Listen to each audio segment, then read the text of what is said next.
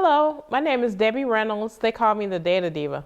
Today I want to talk about data privacy and digital cartography.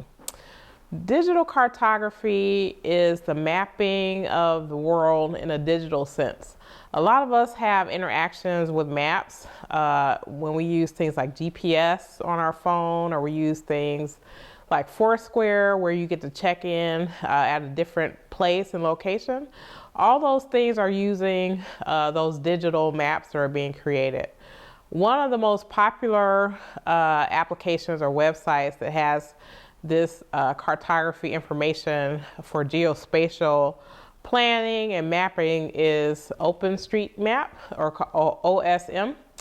So again, a lot of the applications that we're accustomed to using with GPS and mapping, a lot of that, the underpinnings of those applications really rely very heavily on OpenStreetMap, which is an open source map that's kept up to date by people all over the world. It's a not-for-profit organization, and a lot of big companies definitely use this.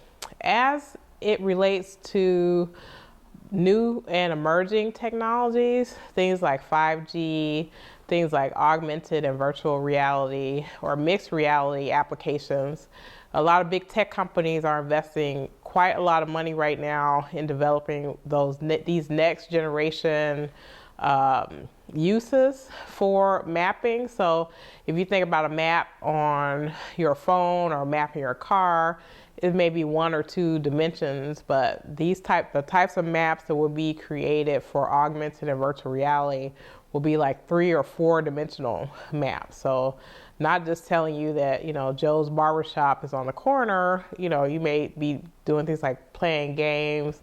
I can foresee them doing things like you getting cryptocurrency or something if you go to a certain location. So it's going to be really interesting to see how this is being used.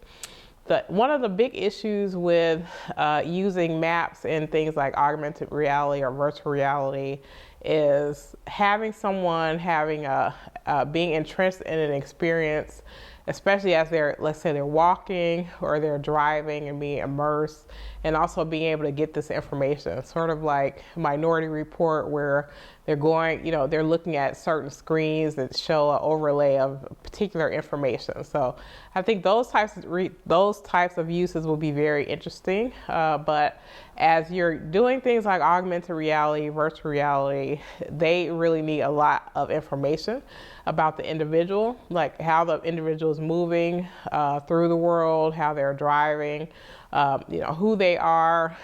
Some of these virtual reality or some of these goggles and things like that allow you to see, and also maybe other people to see things through your eyes as well. So it remains to be seen how this all will play out. I'm very excited to see all the new ways that augmented reality and things like virtual reality will use these newly created maps and how well layered it is.